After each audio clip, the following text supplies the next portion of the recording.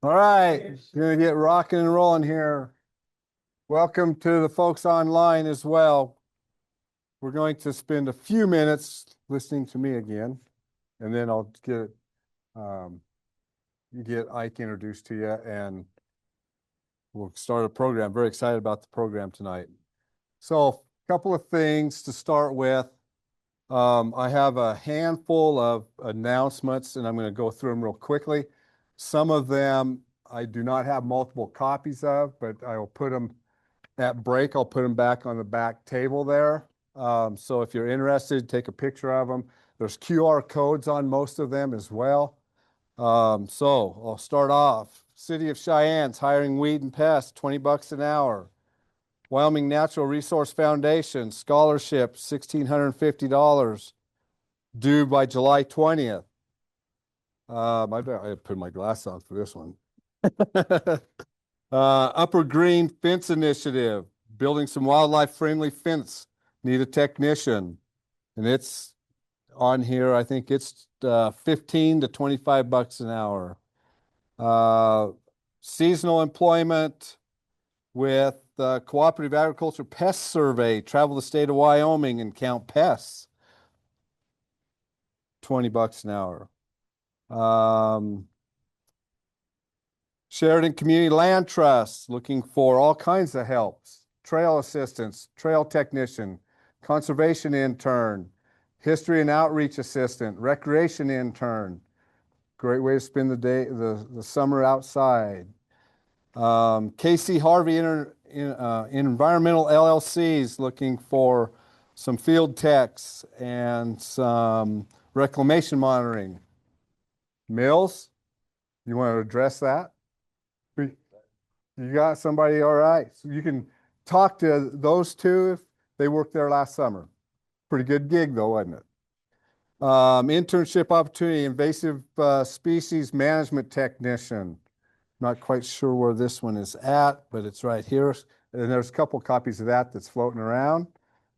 Then for the RMAL, I do have several of the ranch camp posters floating around. It is about full. So if any of you are contemplating on attending the ranch camp, you better let me know. Applications close April 3rd, and do not let the $200 scare you away, because RMAL pays for it. So it's already paid for.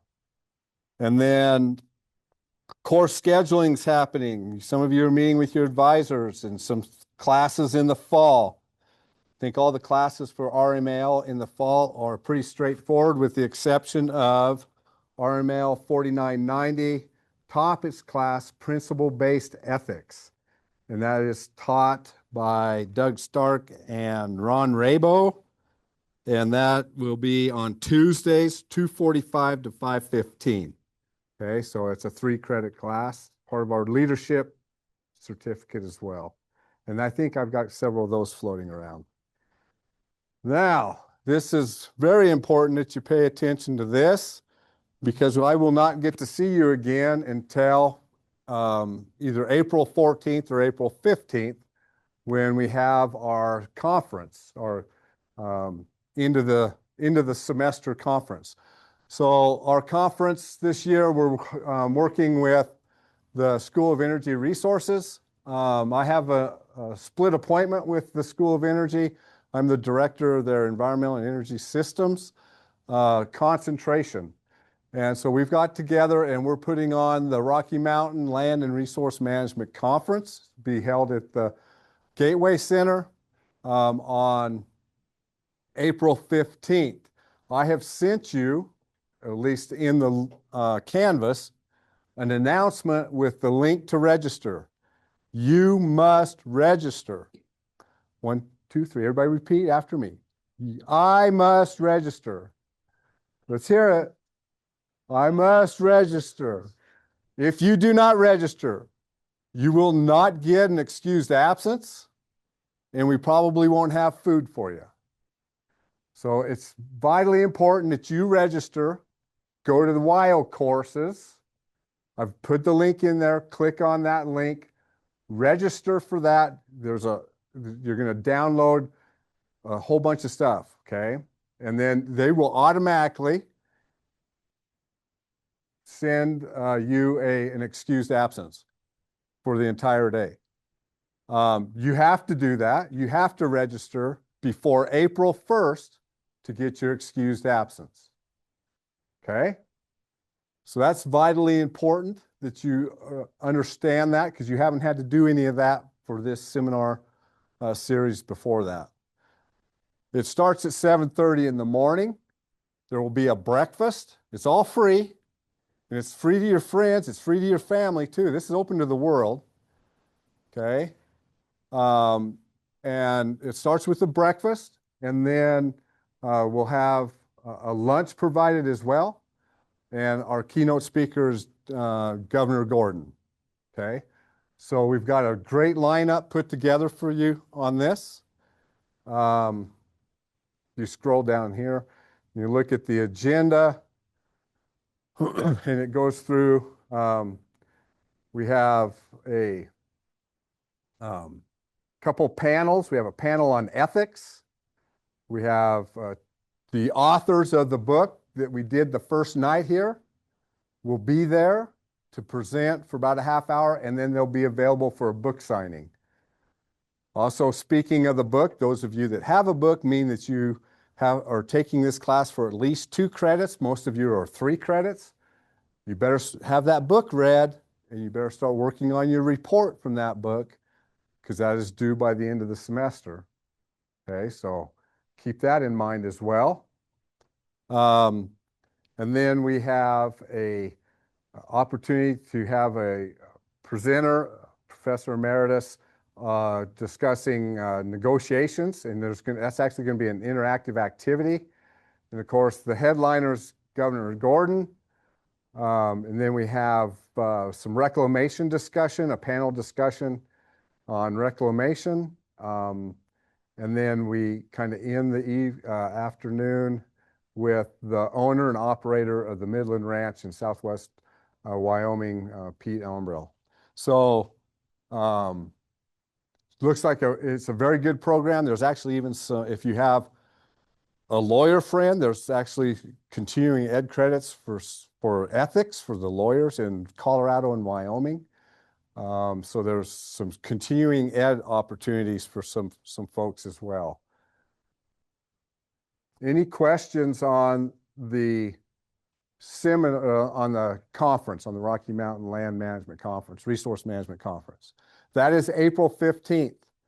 The Hobbs School is holding a reception in conjunction with this conference on April 14th from 4 p.m. to 6, and it's just a reception. So the Hobbs School is having a conference on the 14th, and that evening from 4 to 6, they're holding a reception, and we've joined partnership with them on this reception.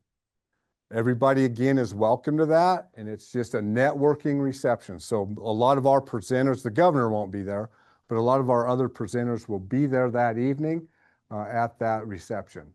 So you're welcome to come on the 14th as well. Okay. David, did I miss anything? Am I covering it? Okay.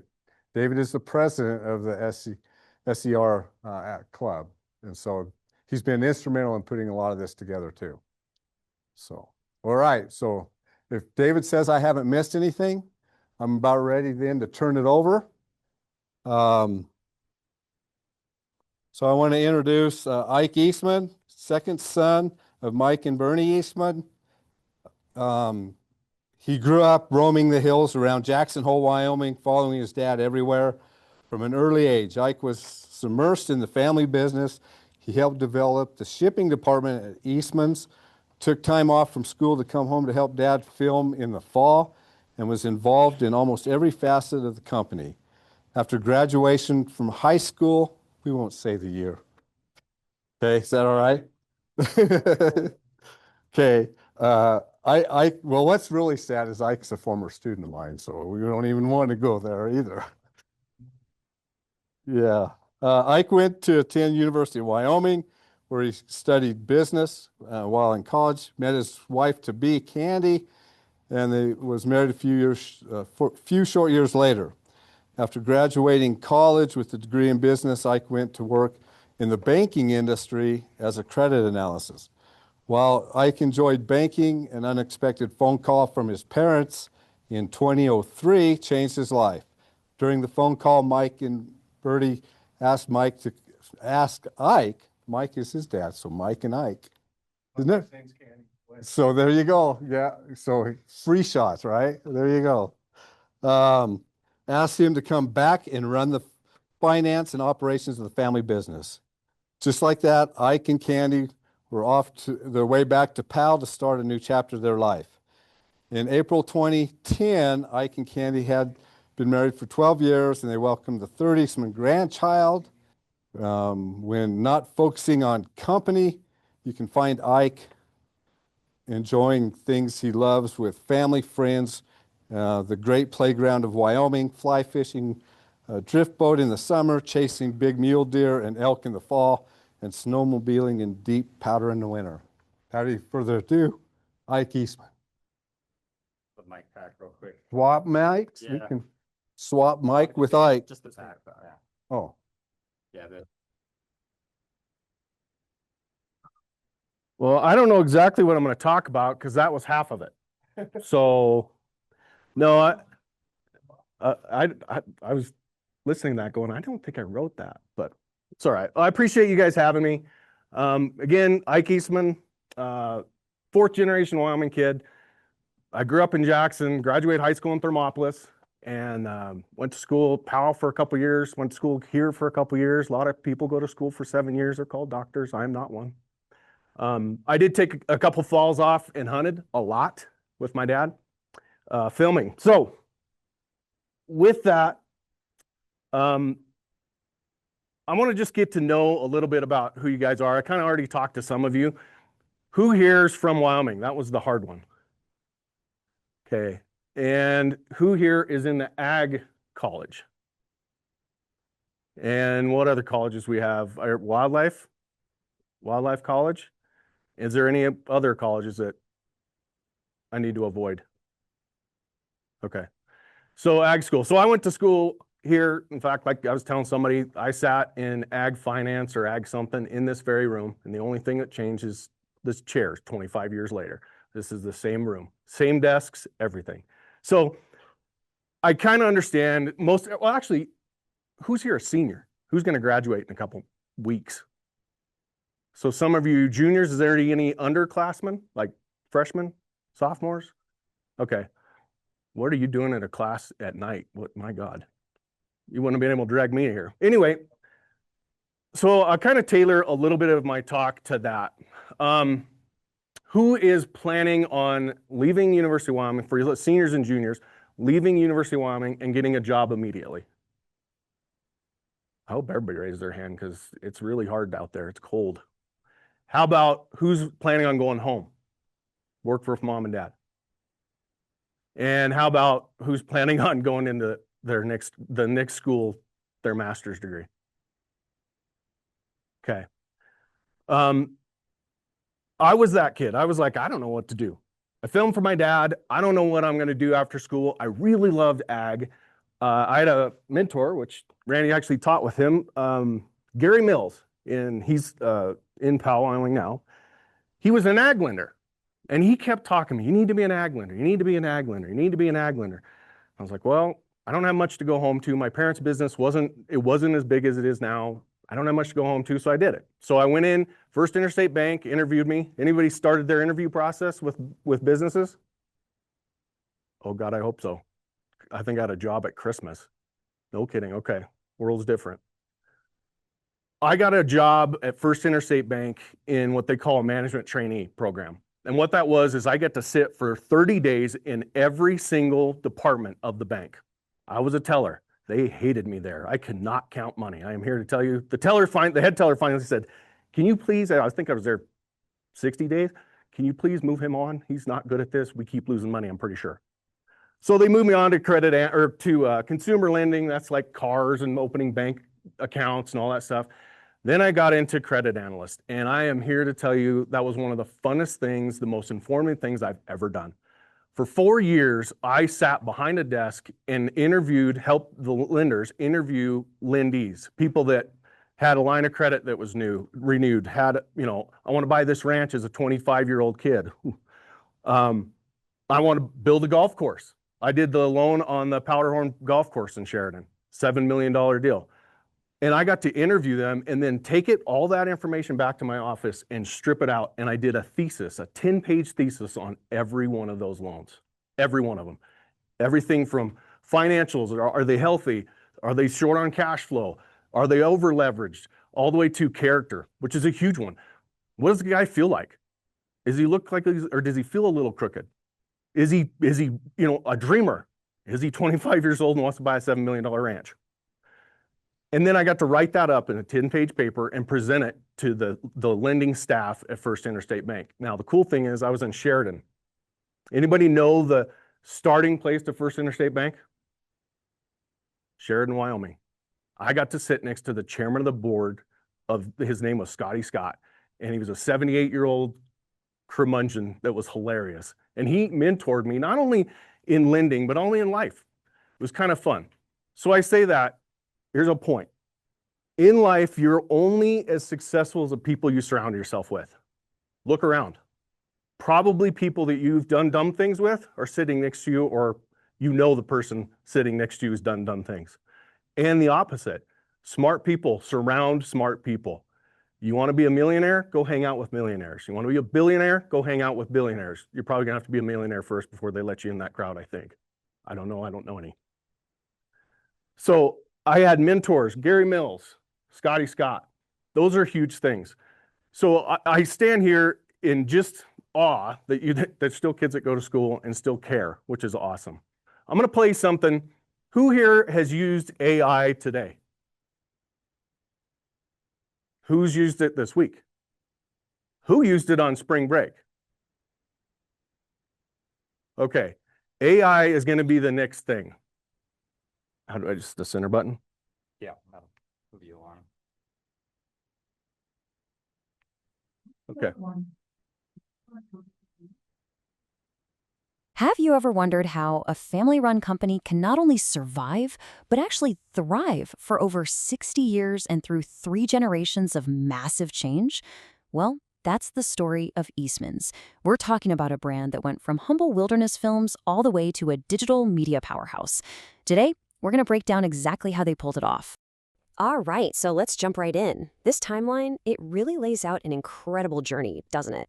It all kicks off way back in 1957 with a lone filmmaker.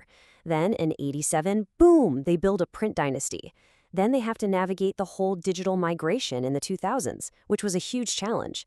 And it all leads to where they are today, a modern multi-platform media engine. So how'd they do it? Let's get into it. Okay, so to really get what makes Eastman's tick today, we've got to go back, way back to the very beginning. We're talking about its founder, a guy with a pretty simple but honestly a really powerful mission, just to share the raw, untamed wild of the American West. And this, right here, this is the bedrock of the entire company. You got to remember, way before any magazines or fancy websites, it was just Gordon Eastman out in Alaska with a film camera. The company's DNA, its very soul, isn't really in publishing or tech. It's in pure storytelling and adventure. That drive to just capture an experience and share it, that's the golden thread connecting every single thing they've done since. All right, now we're moving on to the next generation. Let's see how they built on that foundation. Gordon's son, Mike Eastman, he takes that same storytelling DNA and just translates it into a totally new medium. And man, this new medium would go on to define the brand for decades. You know, this slogan here, it was so much more than just a tagline on a magazine. It was basically a declaration, right? By launching Eastman's Hunting Journal, they planted their flag in the ground and became the go-to source. And that move, well, it built this incredible amount of trust and a super loyal community. The brand became synonymous with being an expert. Okay, now this is where the story gets really, really interesting. The internet shows up, and the entire print world gets turned completely upside down. So many of those legacy brands just couldn't keep up. They failed. So the big question is, How did a company built on paper and ink manage to survive, let alone thrive, in a world of streaming video, social media, and podcasts? And this slide just lays out that transformation perfectly. Look at this. On the left, you've got their rock-solid print foundation, the magazines that everybody respected. But then, look at the right. It's an explosion of digital content. They didn't just, dip a toe in the water. No way. They went all in. We're talking multiple TV shows, several different podcasts for specific audiences, and a huge YouTube presence. And yeah, the results, they totally speak for themselves. I mean, look at that number. We're talking about over 250,000 subscribers on just one of their YouTube channels. That's incredible. They successfully took that authority they built in print and just ported it over to the digital world, capturing a whole new generation of followers in the process. So, okay, having a massive digital audience is fantastic, right? But the real question is, how do you actually build a sustainable business around all that free content? This is where the third generation strategy really shines, creating a modern business model that cleverly ties everything together. And here's the answer: their elite membership. It's brilliant, really. Instead of just trying to sell magazine subscriptions here and add space there, they created this single high-value product. It bundles everything they make, print, digital, data tools, education, the whole shebang, into one simple yearly subscription. This was such a classic, powerful pivot, moving from selling a bunch of individual things to selling one comprehensive service. And if you look here, you can see just how much value they've packed into that one subscription. It's not just about content anymore. You get these powerful data tools like Tag Hub, which helps hunters plan everything out. You get deep dive online courses. You still get the traditional magazines, of course. And you get these community perks like giveaways. They've literally built an entire ecosystem around their brand. Now, you have to know, this kind of transformation, it doesn't just happen by accident. It wasn't just luck. It was guided by a really clear, really practical business philosophy, and that's driven by the current guy in charge, President and CEO Ike Eastman. So what's the secret sauce? Well, it kind of boils down to this question that Ike asks any aspiring entrepreneur. What problem is your big idea solving? That's the core of their entire strategy. Every single product, from that original magazine all the way to their modern app, was designed to solve a very specific problem for their audience. It's that relentless focus on what the customer actually needs that keeps them so relevant. And I absolutely love this principle right here. They don't sit around waiting for something to be perfect. They just build a good product, get it out there, and then they listen. They use the feedback from real customers to build a better version 2.0.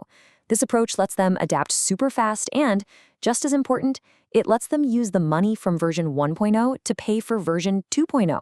It's a really lean, really smart way to grow. This quote right here, it really gets to the heart of it. It's not about one person, one genius having all the answers. Ike is all about building a team with different strengths. He even talks about getting ideas from business books like Good to Great. He knows that if you want to scale a business through these massive industry changes, you can't do it alone. You've got to surround yourself with a great team.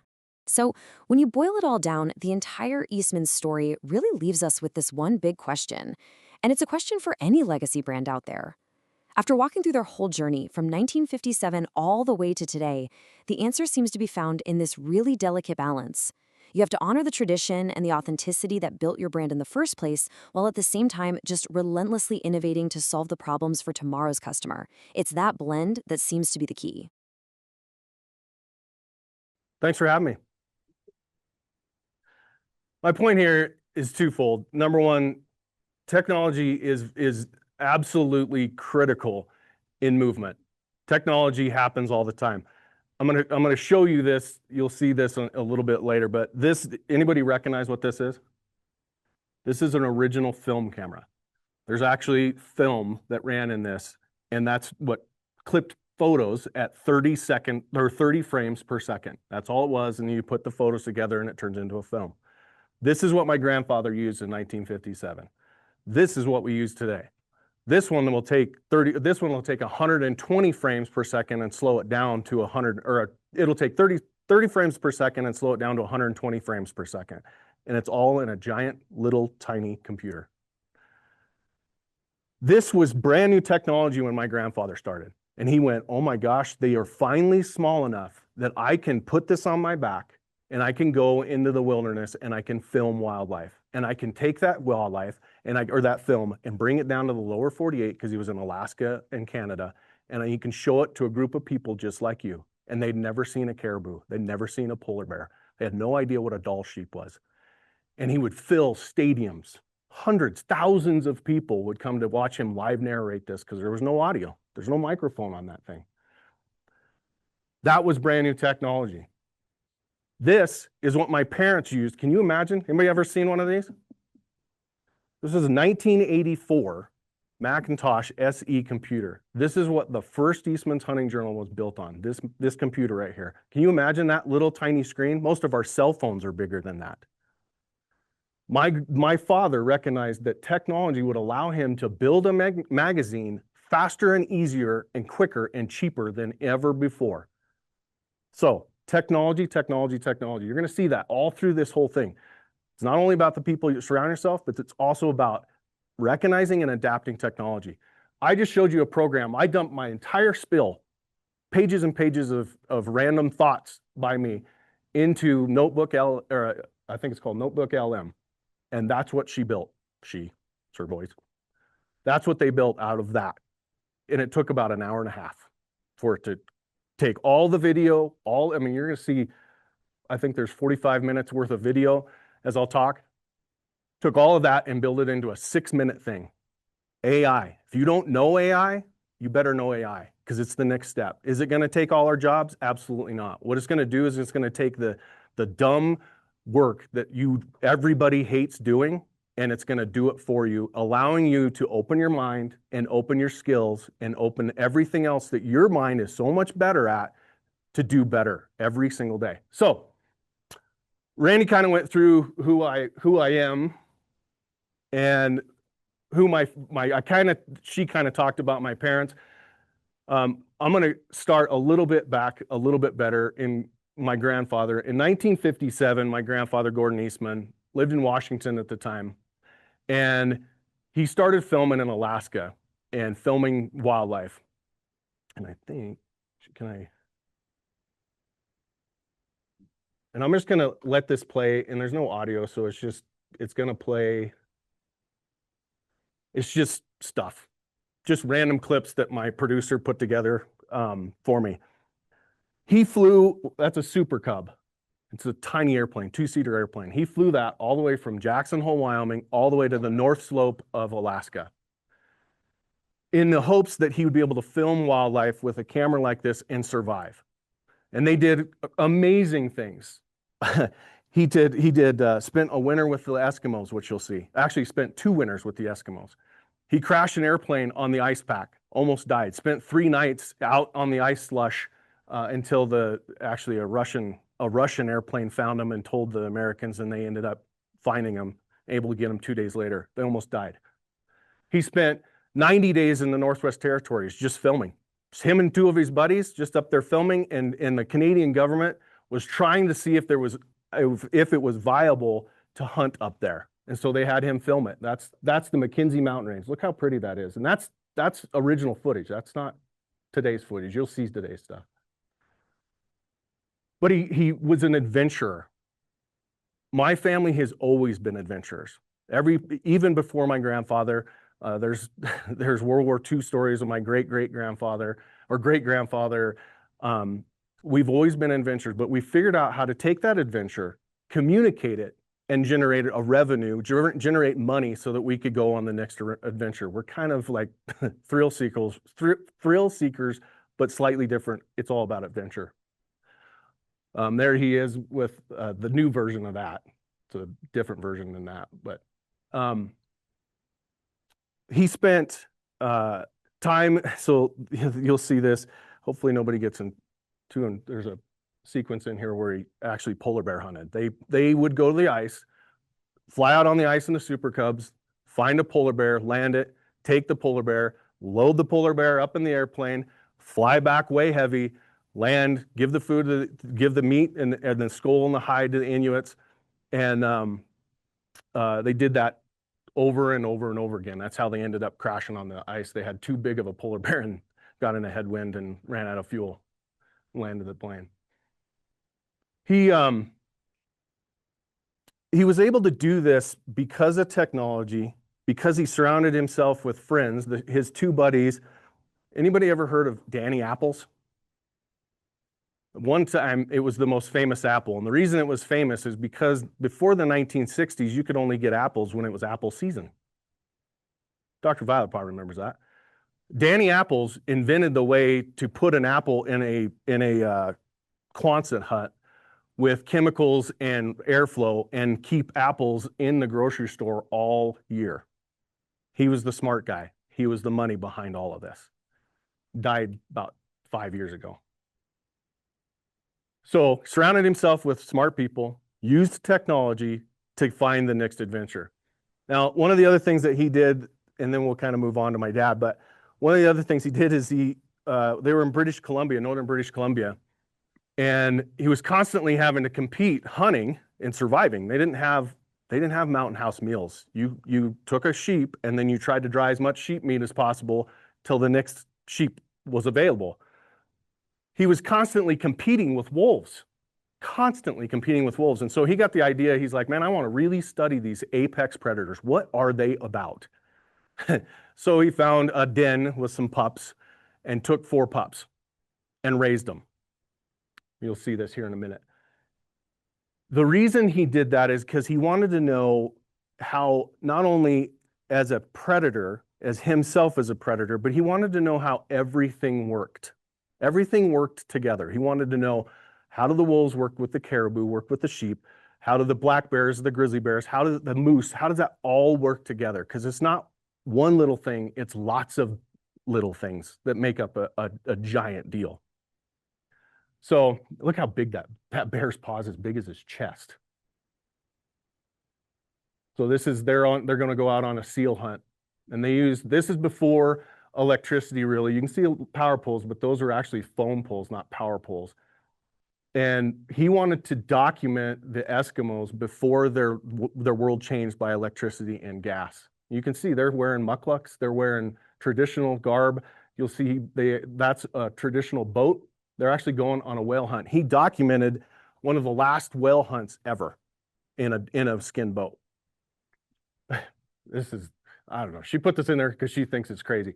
This is the Snake River. Some of you guys been to Jackson. This is Snake River in the 60s. They had this bright idea that they're going to row across this slush cake at 10 below zero to hunt a mule deer and then row back across it and hope that when you get to the ice, that the ice doesn't pop the raft. The things people do, right? But he wanted to see how everything fit together, and then how it fit together is important. When I was a kid, we used to play, well, you guys probably don't play this, but there's a game called the license plate game. In Wyoming, you try and see how many states you get, right? We didn't get to play that game. We got to play, what creek is that? Well, that is Rock Creek. What creek is that, or where does Rock Creek go? Well, Rock Creek goes to the Clark's Fork, and Clark's Fork goes to Yellowstone. Yellowstone goes to Missouri. Missouri goes to Mississippi. Mississippi goes into the Gulf of America. That's how it works, right? Okay, what creek is that? Well, this is Atlantic Creek. Where does that go? Blah, blah, blah. Same thing. That's what we got to play. Then we got to play stupid things like, hey, could anybody, wildlife guy, can you tell me when a porcupine ruts? August. I know that because my dad made us know crap like that. We drive around this state doing lectures and stuff, and we would find out silly things like, when do deer drop their antlers? How many, wildlife guy, how many fawns does a doe have? Oh, okay, all right, fish. Well, you know the water thing. What river does this, where does this river dump into? Yep. And then go where? No. The Platte goes into the Colorado goes into the Rio Grande goes into the Gulf of Mexico. Those things I think are important because it's mindless, silly things, but what it did is it gave me and my family an appreciation for wildlife and the stuff that we're living in. Do you know what state, there's another water question for you. Do you know what state is the only state to have water that goes into every single major ocean? Montana's got a lot of water, right? Idaho, Colorado, they got a lot of water.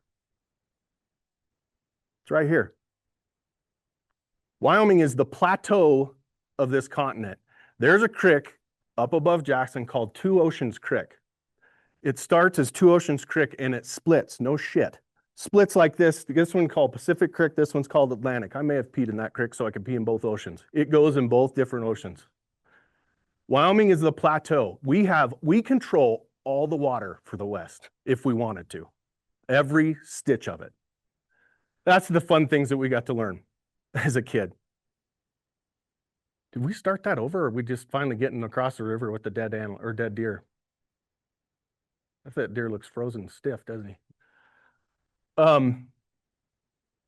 So this next chunk is my grandfather had the idea to go to British Columbia and document. After documenting the Eskimos, he wanted to document the Indians in northern Canada and document before their life changed.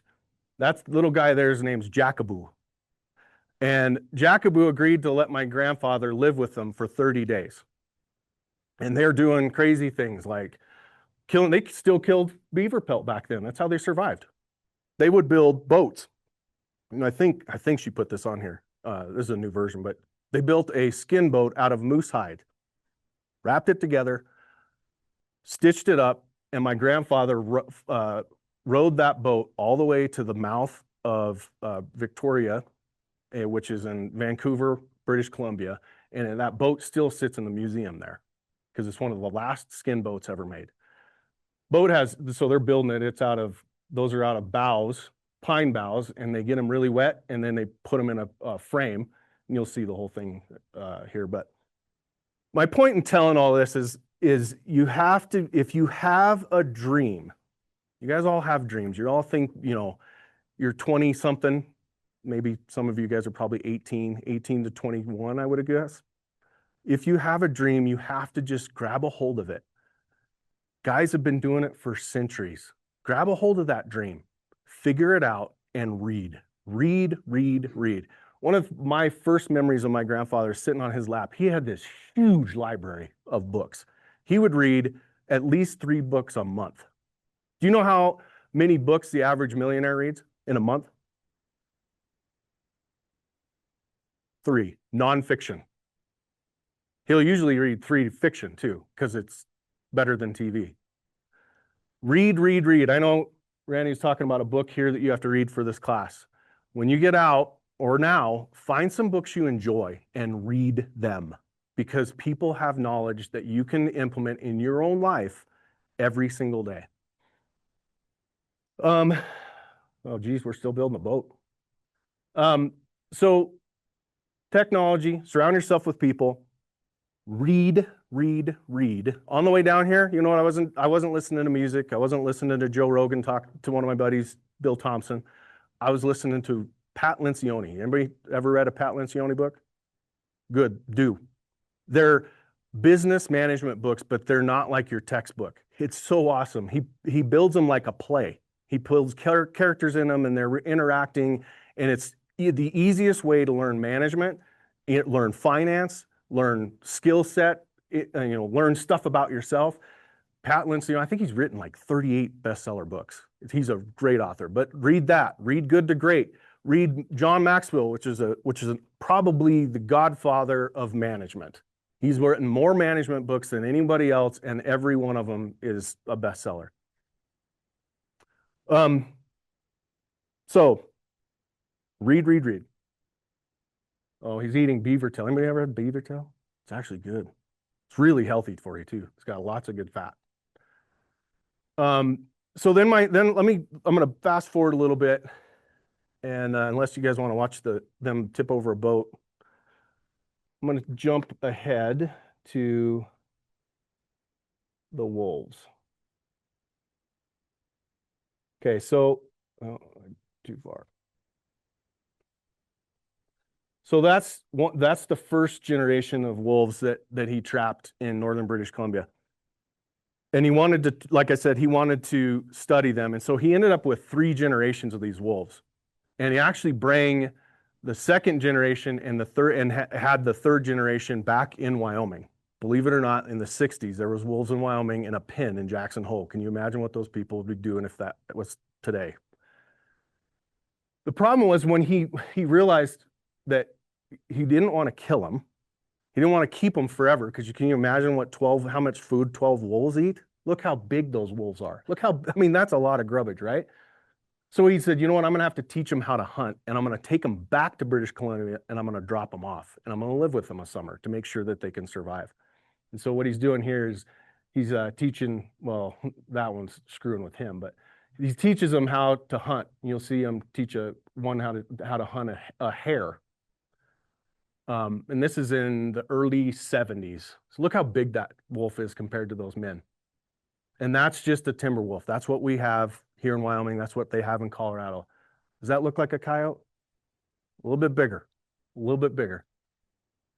So he took these wolves, taught them how to hunt, and then dropped them off in northern British Columbia. And I'm going to jump. Oh, that's my aunt learning how to snowshoe with that. That's not a wolf. He's a half breed that Jackaboo gave my grandfather. But he teaches them here how to hunt hares. Because it's not natural. I mean, it's natural to hunt, but it's not natural to be good at it. You starve to death unless their parents taught them how to hunt. So then the next thing they did, so here's him. I'll jump back. So this is when he dropped them off, helicoptered them up there in barrels. They dropped them off, and then he lived with them for a summer to make sure that they could hunt. And obviously, they took a caribou, and you know, you never know, but you hope that that was good enough. When he was up there, he had the opportunity to go to the Northwest Territories. And Northwest Territories at the time was untouched by anybody other than the Canal Road. Everybody know what the Canal Road is? It's the Alcon Highway. It's the only highway that connects Alaska. The Canal Road was a cut across the McKenzie Mountains. And so he got the Canadian government contracted with him to go up there and make sure and to see if hunting was worth it before there was outfitters, before there was white men in there. And so he and his three buddies documented hunting. Now look at that. There's 18 rams. They've never seen a human before. I mean, you can imagine, if you know much about cameras, can you imagine how close that is? Think about your cell phone. To get somebody in the forefront and animals, that's like 20 yards, 30 yards. They'd never seen a human before. So they went up there for 90 days and they filmed, documented, and because of that, there's now hunting in British Columbia and Northwest Territories and the Yukon Territory. Why they did that is because it was money, surrounding himself by people that were smart and wealthy, or smart and wanted to go on the adventure with him. That's Danny Apple right there with the glove. And they had to survive on whatever they took. So let me jump forward a little bit. That's one of the dolls he shot. Oh, I got to show you this. This is a cool sequence. They actually found the end of the rainbow. They stand at the end of the rainbow. Apparently there is no pot of gold, I asked him. All right, so let's go. That's my dad and my brother there. How do you get? Okay, so now let's fast forward a little bit. So with all of that, my father, who grew up in Jackson Hole, tinkering, that's him bugling elk in 1963. They were making homemade bugles out of PVC pipe because they figured out they could get elk to talk back if they did that, which allowed them to hunt. My grandfather, because of this, invented the first cow call ever in the early 80s. It was a bite and blow call. That's using innovation, using the brand new technology called plastic, rotomold plastic. You guys all think of a Yeti cooler. That's rotomold plastic. He was able to build calls and sell those calls to hunters that made them more successful hunters. It was another dream. It was another business. That's my dad, probably 18, 17, before he went to Vietnam. He bugled that bull in out in Jackson Hole and was able to take him. So my dad graduated high school. Well, he claims he was half a credit short of graduating high school, and got out of high school, hunted for the summer, guided fishermen, and hunted that fall, and then got shipped to Vietnam for 2 tours. When he came back from Vietnam, he said, you know what? I don't know what to do. The Army didn't give me very many skills. His dad was off doing a thing in Hollywood. My grandpa Gordon worked for Walt Disney, Film and Wildlife, and he was in Hollywood doing that. My dad came back and said, you know what? I'm going to be an outfitter. I don't know much else. I'm going to be an outfitter. So he started an outfitting camp, or a guided for a while, bought a camp, became an outfitter, and learned a ton about people, learned about selling. He learned about wildlife. He learned about how to run a business, how to lose a business, because he went broke as an outfitter. Because he didn't know the basics, the stuff that you guys are getting taught here, the basics of finance, the basics of business, the basics of management, marketing. I'm naming your classes, I can tell. So read. You guys know the basics, utilize it. Then when he was done being an outfitter, he went broke there. My grandfather came back from Hollywood, and there was a thing called VHS that was brand new. Anybody ever seen a VHS? Well, this is a VHS. And they took all of his theatricals. He had 9 of them at the time. All the ones that I just showed you.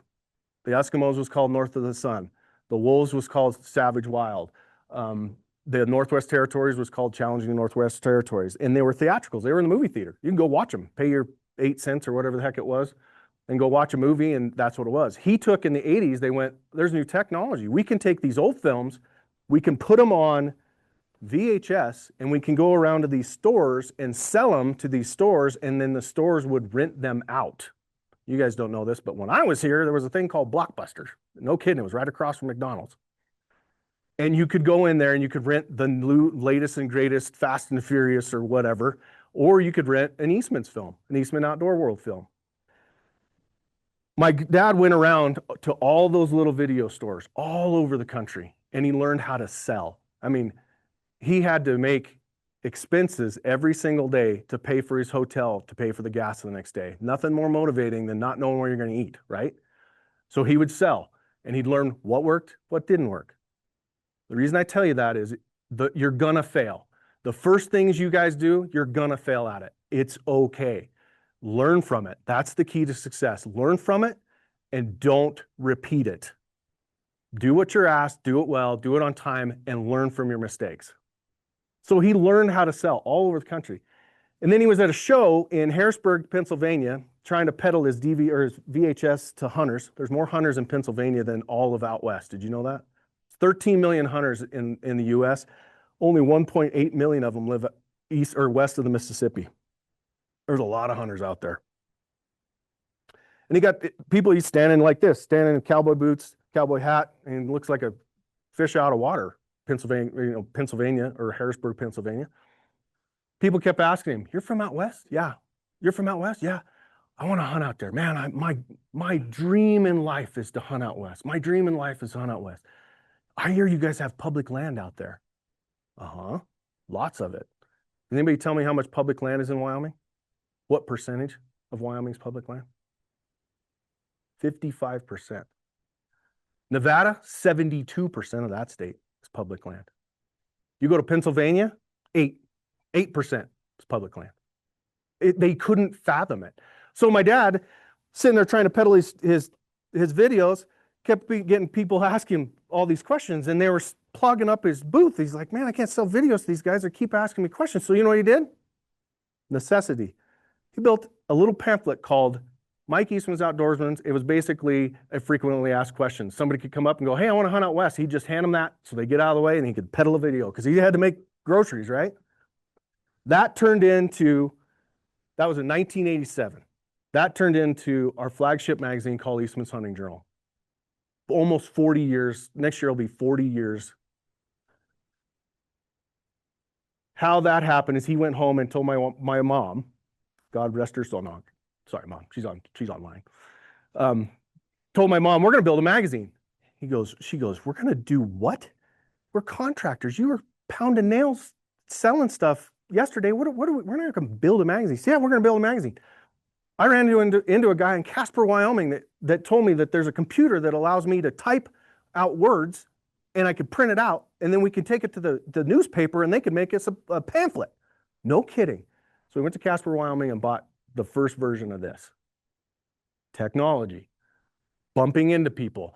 When you're sitting in a restaurant, or some of you people that can drink, you're sitting at a bar by yourself, strike up a conversation with the guy next to you. Do you know how many times I've struck up with a conversation and the guy has benefited my life or I his? Don't silo yourself in your world. Be out there. Talk to the guy. Hey, where are you from? What do you do? What was the first thing I did when I walked in here? I asked some of you guys where you're from. Because it's about you. It's about who you are, where you're from. It's easy to talk about yourself, right? Strike up a conversation with the guy. You never know. He might be Danny Apples that's going to take you on your next adventure. So he starts building this magazine, starts selling it. He thought, and remember, he's a half a credit short from high school, so it wasn't a great magazine. Probably had a few errors in it. And it wasn't easy. It wasn't an easy process. But as technology changed, as the computers changed, as the process changed, it got easier and easier. And he was out selling subscriptions and he was out lecturing. 1989 rolled around, and him and his brother, the whole family, actually all of us, enjoyed going. We still do this. We go to the winter range. Where's a kid from LaBarge? We go to the winter range and we film wildlife. We film deer, and we have since before my time, back in the 60s, 70s, because there's no better way. Look at that deer. Look at that. That's Morty. They named him in '89. It's one of the largest, or one of the most iconic deer ever filmed. My dad's and his brother Rod are filming these deer, and they said, you know what? We ought to put together a video. We ought to put together a video and sell it. My dad said, videos aren't, people buy them, but they're like, that time you go to Walmart and you could buy a video for like $5. It's not worth it. My dad was listening, not listening to the radio. He was listening to a book on tape, and the guy was talking about premiums. Anybody know what a premium is? When you buy something online, or you listen to a TV, late night TV, and they go, if you act now, this Ginsu knife, I'll throw in the other one free. That's a premium. My dad occurred to him that what he could do is he could build they're filming it anyway. He could build a VHS, and if you subscribe to his magazine for $15, throw the VHS in free. That's 2 for 1. That's learning from someone else, learning a process, learning what made people trigger. And so he'd be sitting at a show, and we'd show up with boxes of VHS. One of my first memories ever was sleeping underneath a table like this. I was probably 6, as my parents were selling subscriptions on top, and I was taking a nap underneath there. So he used somebody else's knowledge, adapted it to what he was trying to do, and it became successful. It allowed him to go on adventures. There's my mom. This is in 1999, the year I got married, actually. They almost missed my wedding. They were in Africa. My dad's dream was he got out of Vietnam, or off the boat in Vietnam, and he got the offer to go to Africa and hunt. And he was in love with my mom, so he came home and married her. That happens.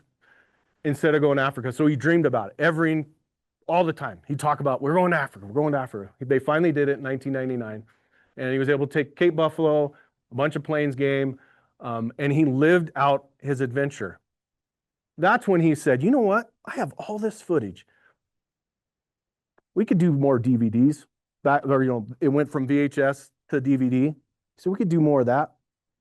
But there's got to be something bigger. We got to be able to touch more people. We can't be sitting at a show talking to 1,200 people. That works, but man, there's got to be something bigger. He was in a hotel room in Sacramento, California, and he was just flipping through the channels at night. Pops up this thing called gold panning. There was a TV network all dedicated to gold panning. Well, how much gold panning can there be, right? That's 24 hours a day, 7 days a week. You got to put gold panning on there. So what they did, these guys in California, what they did is they said, let's go get some reruns, some TV shows, some hunting TV shows from a network called TNN, and we'll just rerun them on here in the middle. So my dad calls up the guy, gets his phone number, calls up the guy, and says, hey, I want to put a TV show on your network. He goes, yeah, I've heard that before. He goes, what are you going to do it on? It's all Western big game. You're going to do a TV show on Western big game? Most of these guys were doing whitetails and turkey and bass fishing. To get 13 episodes, it was hard. Well, you know, the guy's name's Wade Sherman. Call me back. Call me back when you have 13 of them in can. He says, I have 13 of them. Well, hell, they've been filming 13 of these. Plus, he had all this stuff from Africa. He had stuff from the Northwest Territories. He had stuff that he'd been filming anyway, putting them on VHS and DVD. All you had to do is re-edit them and put them on TV. Well, back then, it took a lot of money to edit. There used to be, I was telling you about tape. Even in the 90s, they were still doing what they called cut and paste. And they would cut the film, cut a chunk out, throw that chunk away, smash it together and tape it. And that's how they did it. My dad was he was at a sports show and a guy walks up and he was from Salt Lake. Man, I love your magazine. I love what you guys do. I'm a big hunter. Well, what do you do? Again, he didn't just one-way conversation. Asked, well, what do you do? He goes, I work for a TV network, like the morning news. Really? He goes, man, that's got to be hard. You get it. It's all live. And he goes, no, we don't do it live anymore. We film it the night before. I edit it, and then we put it on the next morning. You can edit that fast? And he just started a conversation. And what they'd done, they had invested $1 million into a network or into a program called Avatar. It was a French program that allowed you to put a tape.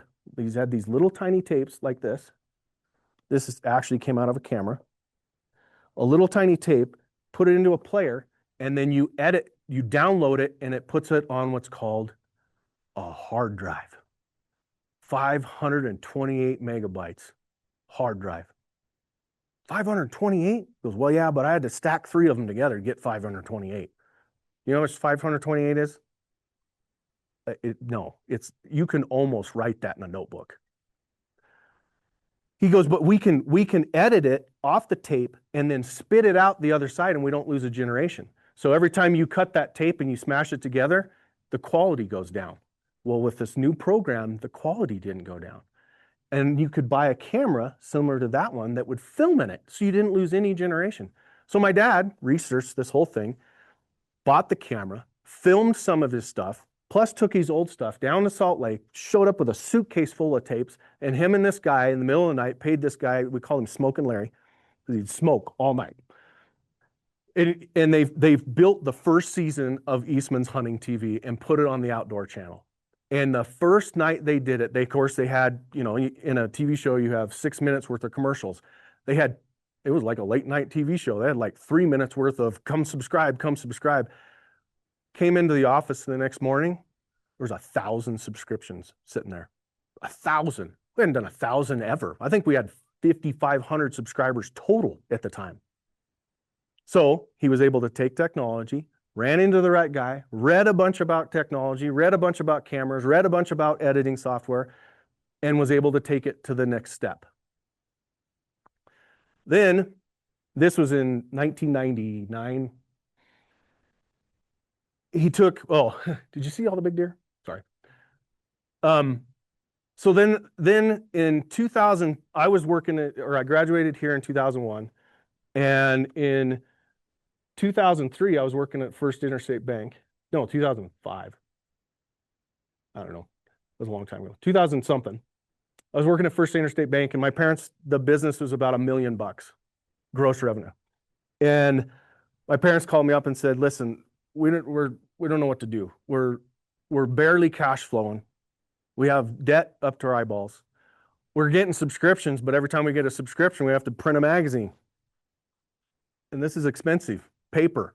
You ever tried to ship a box of paper across the country? It's really expensive. Do it 30,000 times. So we're not dying, but we just don't know what's next. Would you mind coming home and doing what you do every single day at the bank, tear our business apart, and tell us what we need to do? So I came home over Easter and tore their business apart after I quit drinking the next day, because I was like, oh my gosh, how did you guys survive? It's being run by a guy that's a half credit short from high school. I said, I think there's a way out of this, but here's a plan, here's what we need to do. And so I build them a business plan, a cash flow plan, and a marketing plan. You have to increase from $15, you have to go to 20. You have to, you have to protect your margins. We have to start selling advertising in it. Before that, there was no advertising, nothing. It was just stories that the subscribers wrote, sent it in with their photos, and they'd print them. So later that year, my mom and my dad were like, this is over our head. I'm tired, been doing this for a long time, and would you come back and run that portion of our business? Well, as Randy said, when I was 13 years old, I built the shipping department for Eastman's that was in our basement. And we used to ship out thousands of these and thousands of these and t-shirts and hats. So I built this. And so this business was started in 1987. I was 10. It was like a little brother to me. How do you tell your parents, no, I'm not coming home. I love my bank. I love what I'm doing. I just got promoted. I was going to be the head of consumer lending at the Sheridan branch, which was the flagship branch. I said, well, I got to come home. So I told my wife, we're moving home. She goes, are you sure? I've met your parents. And my parents live down the road from there. We're kind of like this mountain range in between us. So we decided to move home. And I took over the finance, and I took over the part of the marketing. And this was the first hunt I did on film. They gave this to me for graduating college. Remember, I graduated in 2001. This is in 2006. We finally could cash flow a hunt. This is me shooting a mountain goat in British Columbia in 2006. We started slow, and we started building a little profit, protecting our margins, doing all the things that your finance and your management courses tell you to do, but are just terms that you guys had to memorize that you don't get. They're real things. Every single day I have to look at those things. And in 2008, my dad came to my brother and I and said, listen, I'm 50 or 60 years old. I'm over this. It generates a good profit now, which means it's marketable. We can sell it. I'm done. Your mother and I want to move to the wilderness of Wyoming up above Cody. Literally, you could throw a rock and hit the wilderness line. We'd built a little cabin up there. And so I'm done. I went, well, I kind of need this job. I'm living in a 700 square foot house here in Powell. I just dumped everything I could into this. I convinced my wife to take every nickel we had and buy an apartment complex in Cody. Well, I went to my brother and I said, what if we buy this? What if we do some creative financing and we buy it from our parents at a fair market value so that they could retire? And we use banking, we use them, and we use every nickel we have, and we live like paupers, beans and rice for 5 years, and we see if we can't make this thing a go. For whatever reason, the bank agreed to it. My parents agreed to it, and so we bought it from them.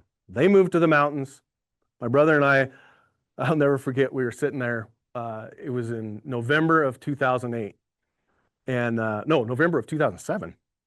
And we were going to close right at the end of the year for taxes, so we could jump the tax line. And I remember sitting there going, what are we going to do with this thing? My brother says, hey, have you heard of a guy named Dave Ramsey? Anybody ever heard of Dave Ramsey? Raise your hand. All right. I'm like, no, don't know who Dave Ramsey is. He said, I think we need to go to one of his classes. So we went to he does two things. He does a personal finance class, which completely changed my wife and I's life. And then he does a business side of it. It's called EntreLeadership. And what EntreLeadership is how to run a business successfully. And he took his business very slowly over the course, he was an overnight success over the course of 30 years, from a card table in a living room to now he's worth $1 billion, has like 500 employees. And it's all about sharing how to live your life debt-free. So we go to his personal finance, completely changed our life. And then he had his master's class for business was in December. My brother and I flew to Salt Lake. We went to this master class, and he literally gave us stacks of books. We were in a room of about 12 people, stacks of books. And on the next flight, we were going to a show. I read half of them. It's like, I couldn't get enough of it. I was like, oh my gosh, this is what I need. This is like somebody gave me the secret sauce to business. Pat Lencioni, Reverend Daniel Lappin, Good to Great, John Maxwell, his own book, Dave Ramsey's own book.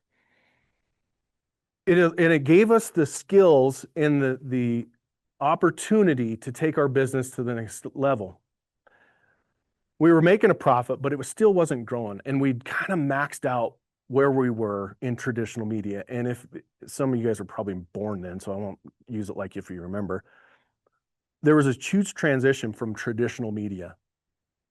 How many people subscribe to a magazine here? Anybody? Actually shows up to your house? Like what? 2% of the people here? In 2012, the whole industry went, print's dead, linear TV's dead. We have to, we're done. A lot of companies, Field and Stream, Outdoor Life, Peterson's, you can name these huge hunting companies that had millions and millions of dollars worth of ad revenue, all were going broke. Once again, I found serenity. I was in a drift boat on the Bighorn River in Thermopolis with the guy that actually prints my magazine. He's from Louisville, Kentucky. And he's sitting up there smoking a cigarette, and it's raining, and he just caught a really good fish. And we were singing the blues about Prince dead, Prince dead, Prince dead. And he turned and looked at me, cracked a beer, and said, Prince not dead. What I do is dead. The magazine printing is dead. Your content, people still want. They just want it a different way. Bing, light bulb went off in my head. I went, holy buckets. You're right. They may not want a magazine. They might want it digitally somehow. And so I went home and I researched everything I could. What is this YouTube thing? That's new. What's YouTube about anyway? We could put our own videos on here. I don't have to pay the Outdoor Channel hundreds of thousands of dollars to put videos and people actually watch them. So we started YouTube. I started an online e-news, which we mailed to our emails. We got all of our emails from our subscribers and said, we're going to send you something once a week, and it's going to be in your email. It's going to be hot topics, and it's going to be gear reviews, and it's going to be everything in the magazine, but you're going to get it once a week. So I started doing that. That took off. Then there was this thing called Facebook. What in the heck? Facebook? What? And I remember arguing with one of at the time, one of the 22-year-old interns we had. I was like, I don't see any benefit in this. He said, I'm telling you, every young person is on Facebook. So we jumped on Facebook. Soon after that, we jumped on Instagram. We had 365,000 followers on Facebook, 190,000 on Instagram. We now have 282,000, which I haven't seen that number in a while. 282,000 subscribers on YouTube.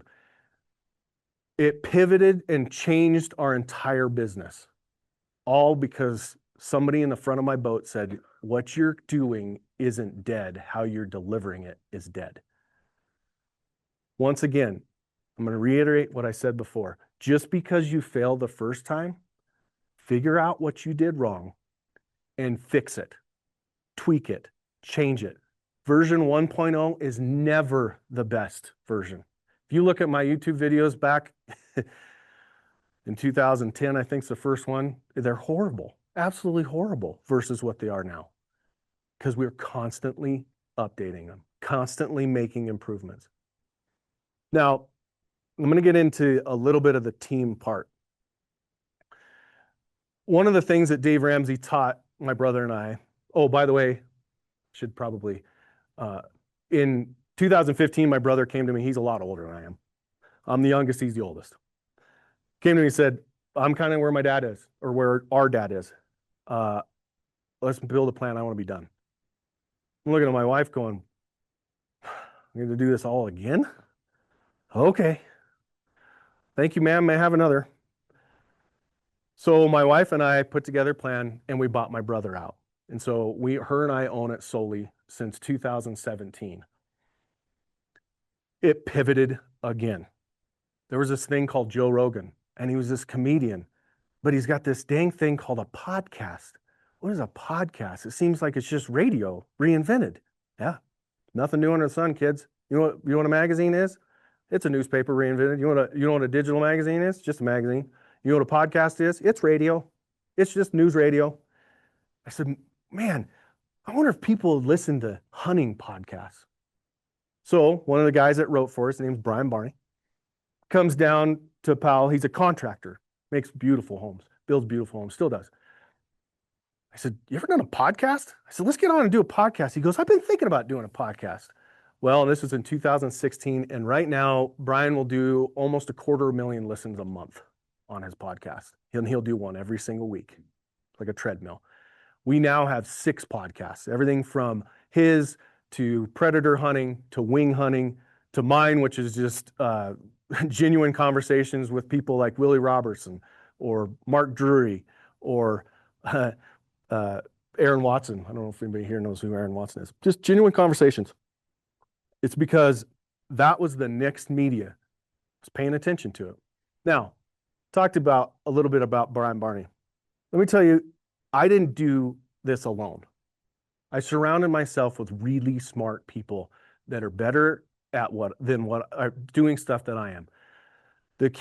One of the keys to success, and I've outlined about 5 of them here. One of the keys to success is recognizing your own weaknesses and find somebody that is their strength. One of my weaknesses, I am horrible at the English language. Dr. Violet's read my stuff. It's horrible. In fact, my editor says, could you just write this in crayon? It'd make more sense. But I hired a guy named Todd Helms, and he was an English teacher from Thermopolis, Wyoming. He is beautiful at it. That's one of my weaknesses. I have a lot of others. If they were all standing here, they'd give you a bunch of them. But it's in everything. So what I did with my business is during COVID, oddly enough, we rented a house and we were doing all these different things. We had all the traditional media, plus we were doing all this digital stuff, and it was just a lot to keep track of. And my right-hand man, his name's Brandon Mason. Him and I travel a lot. In fact, my wife calls him my work wife. We travel a lot. I think one year 192 days we were on the road. And him and I are sitting in a restaurant, just BSing, talking about business. He goes, man, it just seems like we can't keep our hands around everything. There's just stuff falling through the cracks. And so we came to this idea of doing a corporate retreat with all the leadership. With my brother, he was still consulting for us, my wife, Brandon, me, a guy named Scott Reekers. And we rented an awkward little Airbnb in Billings, Montana, because you couldn't get a hotel because it was COVID. And we sat down and we did a SWOT analysis. Do anybody know what a SWOT analysis is? Yep, strengths, weaknesses, opportunities, and threats. And we just broke our business down. Said, what are our strengths? What are our weaknesses? What are our opportunities? Who's threatening us? And we broke our business, and it took us 3 days. We broke our business into groups. We were going to call them divisions, but I hate the word divisions because you're dividing a company. It's not. Everything has to work together. So we call them groups. And we built a video group. We built a written group. We built a podcast group. I have a business development group, finance group, operations group, and a sales group. Each one of those groups had to have a group lead so that somebody's feet got held to the fire when things go bad. And somebody got raised up and cheered for when things went good. And we broke our business down. Who's going to run what? So right now I have 7 executives, 7 group leads. They don't call themselves executives. You walked in here, they're not people in suits. Todd had walked in here in shorts and flip-flops. Lindsay's our token hippie. She runs our video group. Very talented people, and they've grown into their positions beautifully. That's surrounding yourself with smart people and recognizing when you're failing. Because we were failing. There was money falling through the cracks, and we were failing, recognizing that and going, okay, how do we fix this? So where did I get the SWOT analysis? I didn't come up with that. I started doing research. What do businesses do to strategic plan? What do businesses do? I read books, I read online stuff, listened to the podcast, strengths, weaknesses. We did a SWOT analysis. That's my oldest daughter on her elk hunting bighorns. We hunted 12 days and never saw an elk. She's 16, and it was pretty rough, but we got it done on day 16, and it was epic. This is my shameless plug. Take a kid hunting, for God's sakes. It's awesome. You'll get to see hunting through their eyes as brand new. It's so amazing, absolutely amazing. That's my youngest. That's Timber, little white-tailed deer, first buck. Did we go through Africa already? Okay, so you saw I took him to Africa once again. Adventure. I'm going to stop my business side. I'm going to jump back a little bit. I took him to Africa, and the reason I took him to Africa is, number one, the adventure part. Number two, I wanted them to see what the world really looks like. We spent 3 days in Dubai. Anybody want to go to Dubai now? Please shake your head no. It's not a good place for an American. We spent 3 days in Dubai in 2004 or 24. Why? Because I wanted my kids to see what the Middle East is like. I wanted them to be the other side of racism. Timber, she's 5 foot. She's my youngest. She's 5'10". She's blonde. You can see through her. She's so white. She got epically racial slurred in the airport.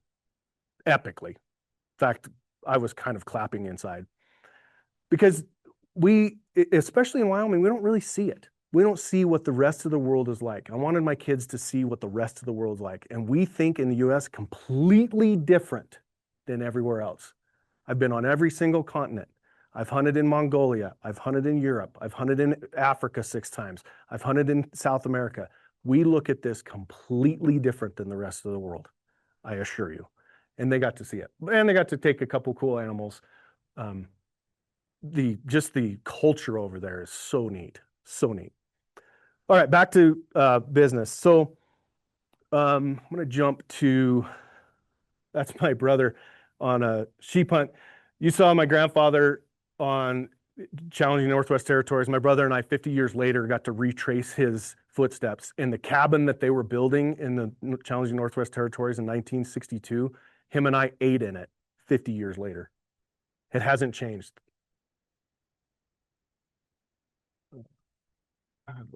There we go. Okay. So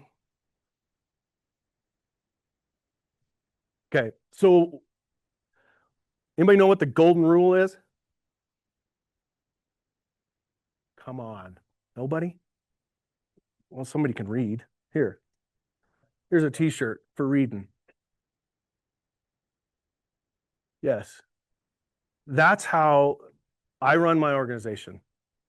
Everybody from every person in my organization, I treat them the way I want to be treated. I pay them the way I want to be paid. Every one of my people are on commission. Can you imagine that? The only way they get paid is if they produce. And they love it. Because they're their own destiny. You want to have skinny kids? Don't come to work. You want to have fat kids? Come to work, do what you're asked, do it well, and do it on time. And we will make sure that we share in the profits. And I'm not talking profit sharing. Every time we sell an ad in a magazine, the guy that sold it gets a chunk of it. The gal that designed it gets a chunk of it. The guy that read or that put the stories in there, Todd Helms, the head of group or the group leader of that, he gets a chunk of it. Every single time we do that.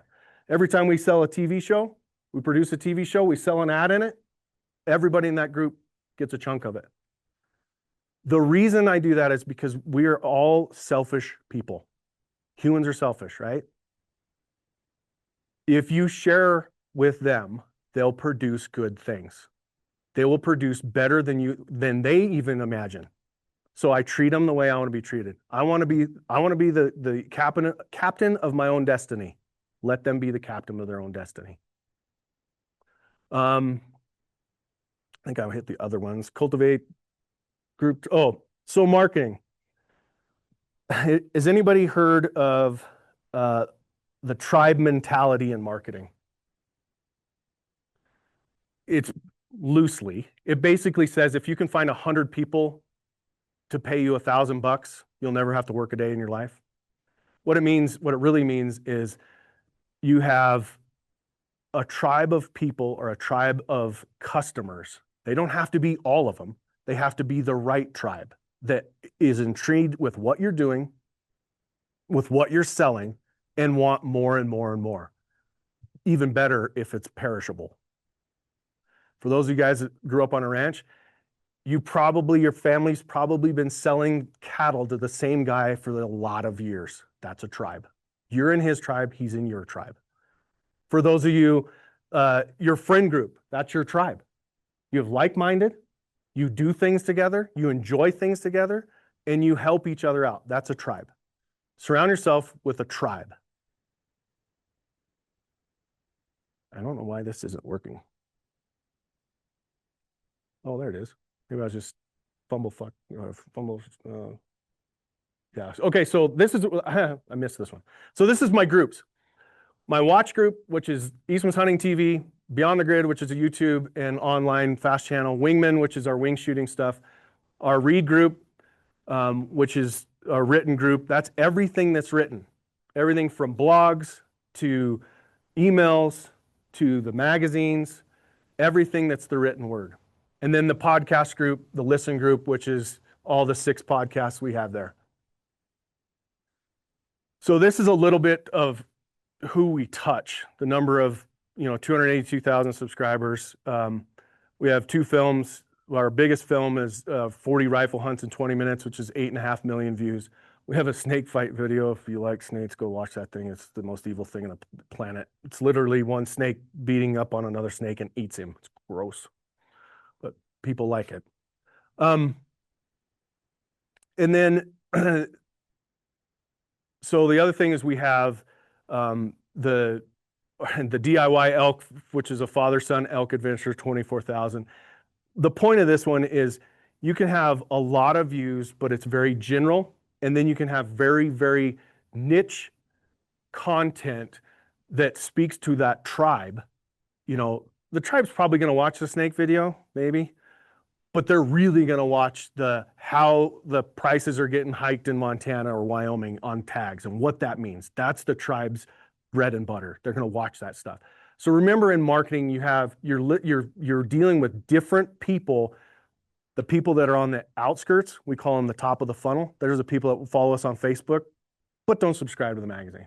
And then there's our elite members that subscribe to everything, absolutely everything. They pay us $150 a year. They get both magazines. They get our online courses. They get our tag hub, everything. So this is kind of how that works. It's basically build the 1.0.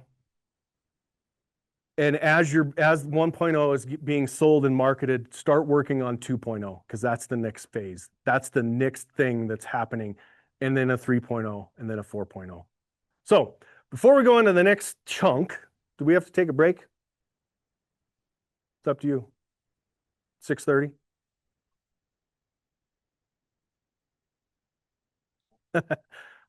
Okay. Keep going. Keep going. Okay. That's good, because I think I only have like 4 more slides. So this is how Tag Hub 2.0, the ecosystem, works. And then this is how our pricing works. So there's a school of thought that humans work in 3s. You've probably seen this. There's always 3 options. There's 3 options in a McDonald's meal: regular, medium, supersize. There's 3 options at Starbucks. I don't know the names because I don't drink Starbucks, but it's medium, large, grande, I don't know, extra grande, whatever they call it. We remember that when you're pricing whatever you have, give them the 3 options and make it significantly better on 3rd option than it is on 1st option.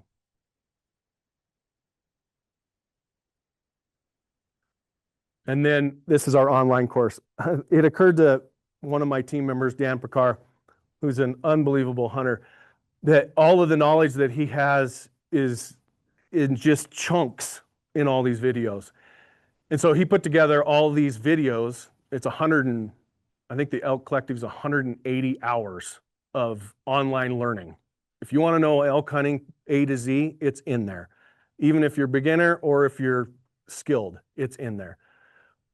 Once again, he saw an opportunity and a need. He was tired of answering the same question over and over and over again.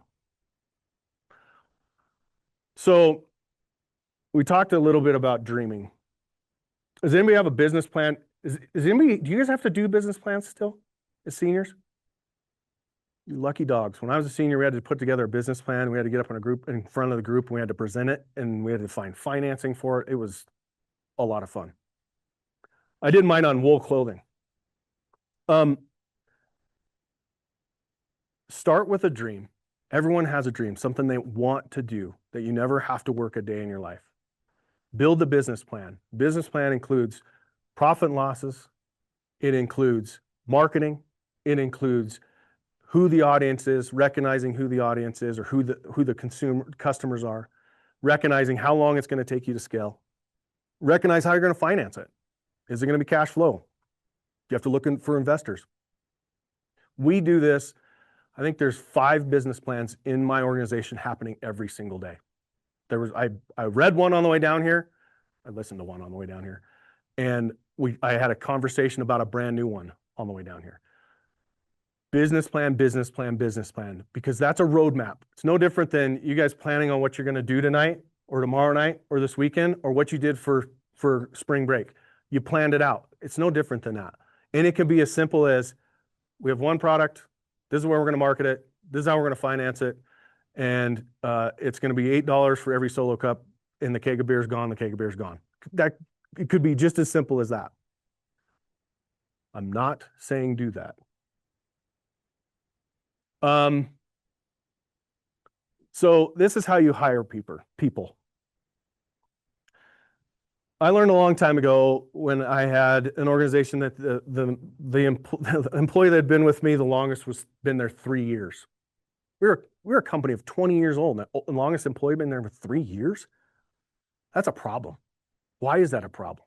Because nobody's getting along. No, everybody's coming to me for asking questions because nobody knows anything. I learned that if you want qualified people, and this goes for you guys as workers too, be a thoroughbred, hire a thoroughbred. I would rather rein in a thoroughbred than whip a donkey. What that means, I don't want to pull somebody along. I want somebody running like a bird dog or a thoroughbred that I'm constantly having to rein in, because they're the ones that are going to be out there. They're the ones that's going to be talking to a guy and go, hey, I got an idea. Oh, hey, we should do these online courses because I keep getting these questions and all this information's in blah, blah, blah. I want that thoroughbred. Be a thoroughbred for your employer. Hire thoroughbreds. Be that thoroughbred for your parents. If you're going back, some of you guys are going to go back to the family business. Be that for your parents. Because when you do it, take it from somebody that did it. I was a thoroughbred and I got myself into trouble a lot trying to convince my dad to do things. He's like, nope, we tried that. It hurt. That was hot. Be a thoroughbred, hire thoroughbreds and pay them well. We talked about reading. Has anybody read a book from any of those guys? Oh, college has failed you all. Zig Ziglar. There's a book called How to Win Friends and Influence People by Dale Carnegie. Be the first book I wrote or I read if I was anybody in this room. It's how to deal with people. It's how to deal with your friends. It's how to deal with your spouse. It's how to deal with your employer. It's how to deal with your employee. It's how to deal with your parents. It's how to deal with Dr. Violet. It's a beautiful book. Not very long, and Carnegie writes in stories. Everything's a story that has a point, so it's easy to read. Talked about Pat Lencioni, John Maxwell, Rabbi Daniel Lapin. So Rabbi Daniel Lapin wrote a book called How to Prosper, or Thou Shalt Prosper. And what it is it's principles that are taught to the Jewish kids every single day, but it's basically a way to win in finance. It's very simple. Give 10, save 10, spend 80. Zig Ziglar, probably the best author in the world on selling. And he wrote those books in the 30s, probably, 30s and 40s. No, he was flying, so it was probably 50s, 60s. And he has a pile of them. How to read those books on how to sell, how to be around people. And he calls it sell the sizzle. He was a door-to-door salesman for pots and pans, and he wrote these books, and they're epic. And then, of course, I talked about Dale Carnegie.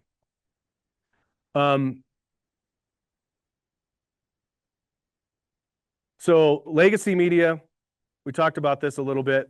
We went from a regional print magazine, newsstand, to slow print mailers, entertainment, reading, and then it transitioned to the digital ecosystem that it is currently today. Now, this is going to be the fun one. So, does anybody know the most controversial? Can anybody tell me? I'll give you something. I'll give you a t-shirt, a sweatshirt. Hell, I'll give you a pair of sunglasses if you can tell me this.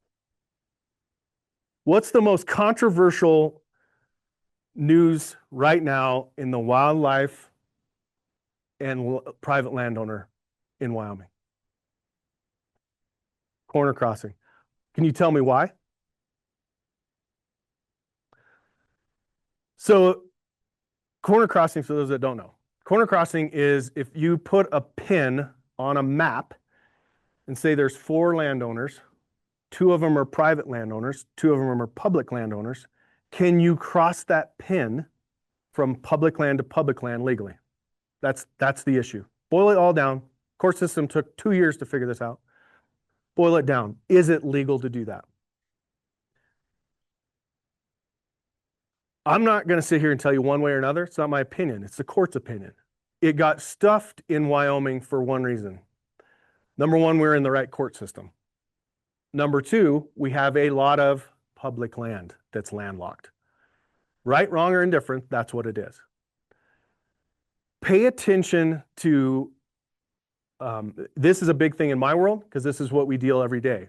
It's landowner tax. Another big one right now is landowner tax. Can you transfer them? Should you be able to transfer them? I'm not going to tell you right, wrong, or indifferent, but those are big things in my world. In every one of the industries you guys are going to get in, pay attention to what's going on because that allows you to change how you see the world and it allows you to go, there's an opportunity. Corner crossing for us was a huge opportunity because we are a public land. There's a lot of public land hunters that subscribe to our magazine, right? I don't want to take an opinion on it. It's not my job. Personally, I have an opinion on it, but it's not my job. It's my job to tell the public and the landowners, here's what's going on. Here's what the court system decided. Because of that, we were able to write blogs. We were able to get people involved. Another big one right now is public land sell-off. Can we sell it off? There's a huge push in Washington to change public land. I'm not going to tell you it's right, wrong, or indifferent, but I'm going to report on it. I'm going to get the stakeholders involved. I'm going to get the public guys involved. I'm going to get the landowners involved. I'm going to get the Forest Service, Bureau of Rec, BLM, senators. I want to know all the different opinions. So whatever you're in, pay attention to what's going on around you. Pay attention to stuff that happens to you, to your industry every single day.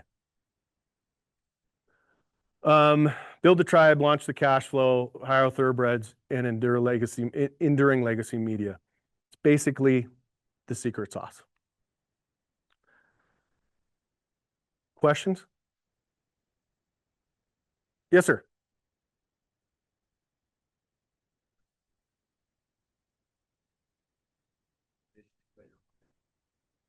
Too high, people in the front rank, or are you gonna roll it back, or are you gonna try to sail, do a sale deal and then get people involved that way, or how do you get like that?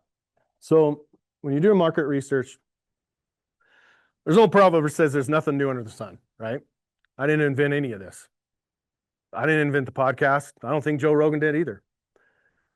So you look at what other people are doing, what other people are charging for a similar thing, and then you can test it. So we test it in the sense of a couple of our products we dumped out there at $100. Why $100? So you ever notice how everything's $20 or $50, $49.99 or $99.99? Do you know why? There's $1, there's a $5, there's your $10, there's your $19.99, it's in a $20 bill. There's your $9.99, it's a $100 bill. It's all about the greenbacks in your pocket. It's easy to spend $100 because it's just one bill. It's human nature, a lot of it. A lot of it is what your consumer or what your competitors are doing. And a lot of it has to do with try it. It's $100. We didn't get it very many people. Okay, let's throw in a DVD. Let you do it for $100 then? Nope. How about do DVDs? Nope. Okay, we got to go down to 50. We got to go down and figure out how to make it for $50. And take the premiums away. Does it work at $50? And we've done this a lot where we've accidentally priced stuff too low. Where people, because the other side of this, people go, that's a scam. That's worth way more than $20. It's got to be too good. It's too good to be true. And you price it. We did this with actually Tag Hub. Originally, we had it at $49.99 because that was where the profit margin was, or our normal profit margin, $49.99. People are like, it's got to be. It can't. That's worth $100 if it's what everything you say it is. Basically, it's a good question. Other questions? Yes, sir. To build Eastman's or like a similar business today, how would you start that? Podcast recently, was doing the whole history. I said, Dad, if you do it over again, would you? He goes, hell no, that was a lot of work. It's gone all the time.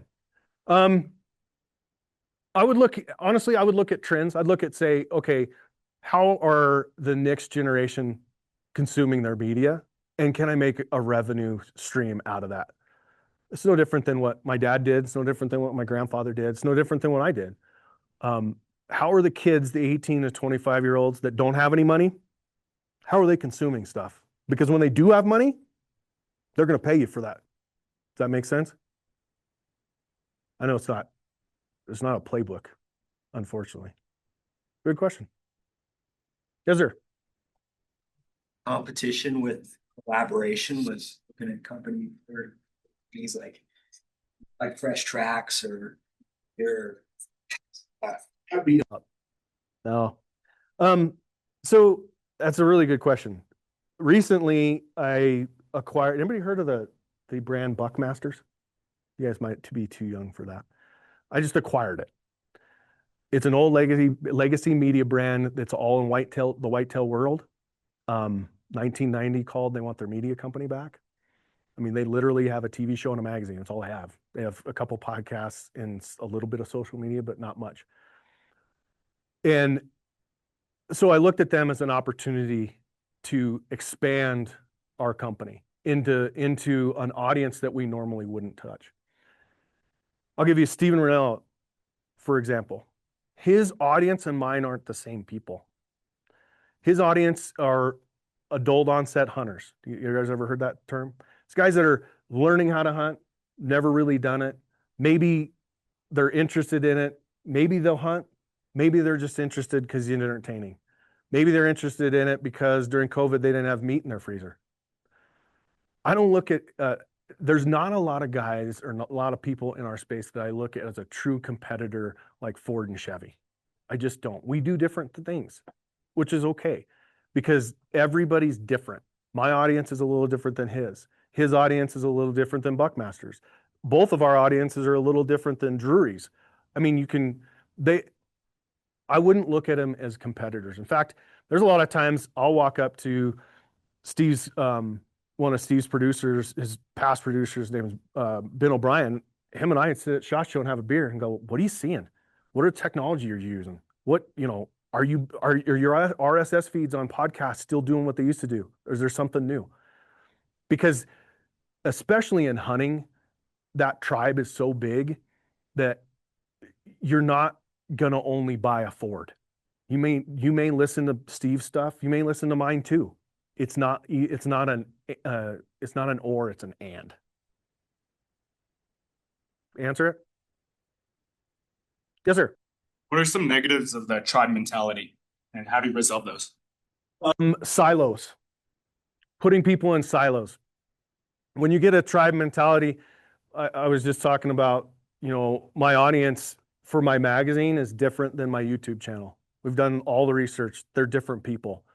My audience for my YouTube channel is a lot closer to Meat Eater, actually. They're guys learning how to hunt because it's free content. It's free scratches the itch of hunting. But my guys in the magazine, they're really, really dedicated. They're reading every single word in that magazine. And when we were just a magazine, we couldn't get outside of that silo. I couldn't ever find that guy that had just wanted to learn, because most of the stuff in that was talking over their head. They didn't understand it.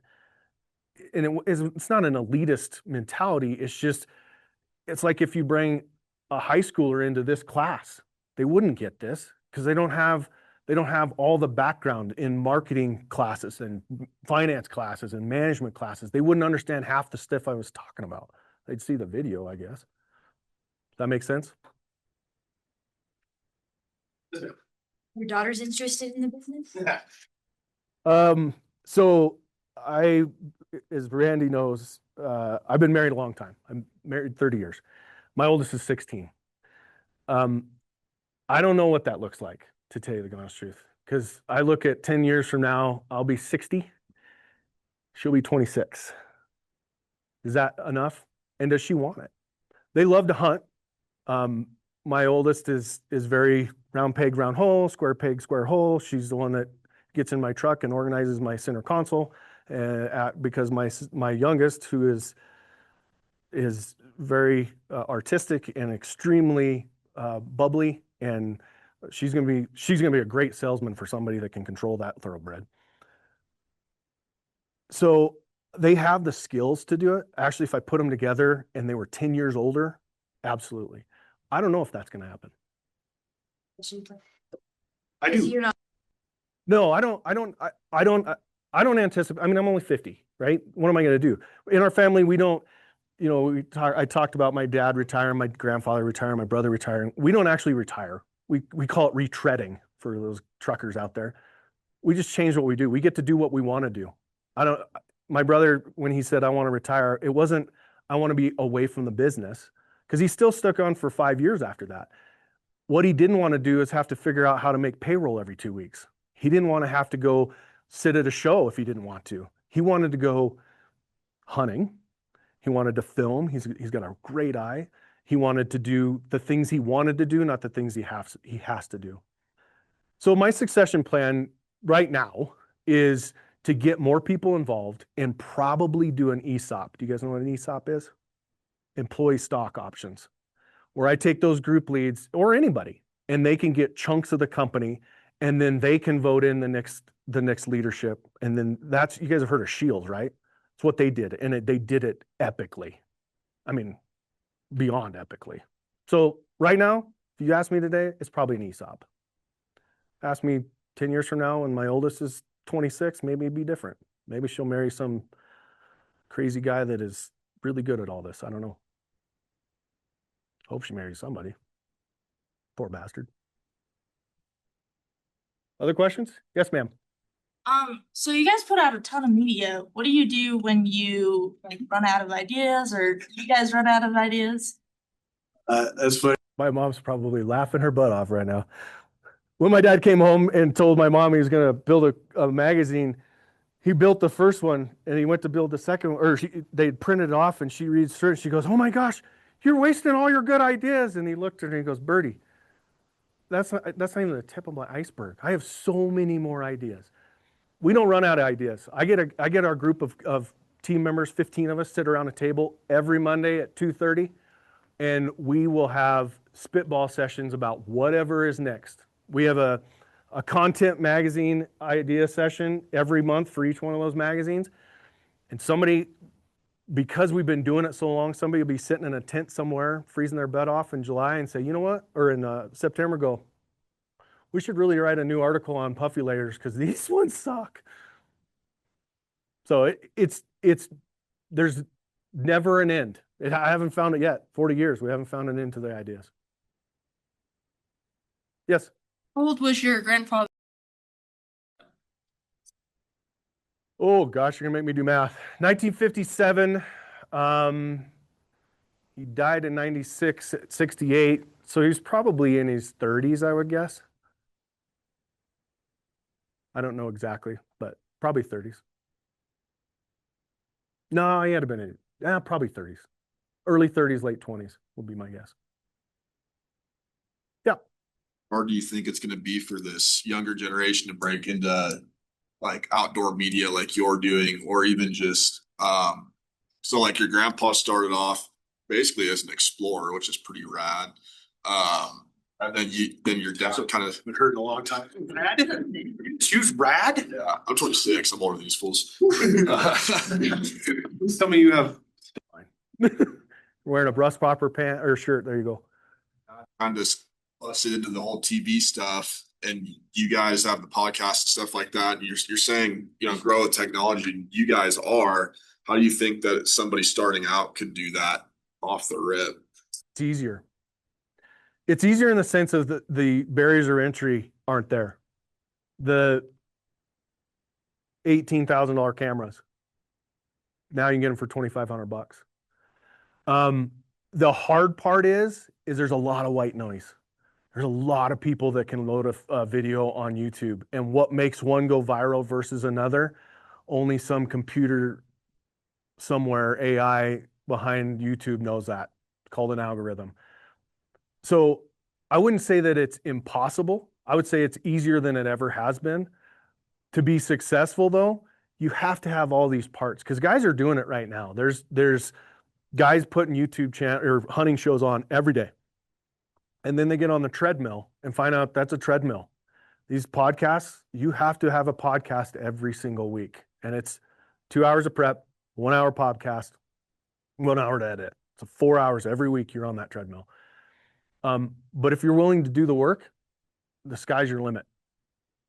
The hardest part is not being white noise, doing something unique that the manufacturers go, I like that. That's getting eyeballs. I want to put marketing dollars behind that. Yeah. Pivoting off of Sean's question, what advice would you give to market yourself or a smaller company or first business with larger competitors? First thing I'd do is I'd read a book. There's a book called Guerrilla Marketing, and some of it's older school ideas on how to do marketing. But if you look at the 30,000 foot on how it's done, it hasn't changed. Marketing is really just a lesson in human psychology. What makes you purchase versus the gal sitting next to you, and the difference. Can you bridge that gap and sell both of them? So marketing isn't as hard as you would think, as long as you're open to studying people. Like who is my perfect demographic? Who am I after? And can I change to the other side of that table and picture what I'm seeing over there? And is it attractive? Does that make sense? It's never been easier. I mean, you guys are marketed to more than any other generation ever. I'm going to probably get UW ads on my social media for the next 5 years because of standing in this room. Other questions? Well, thank you guys very much.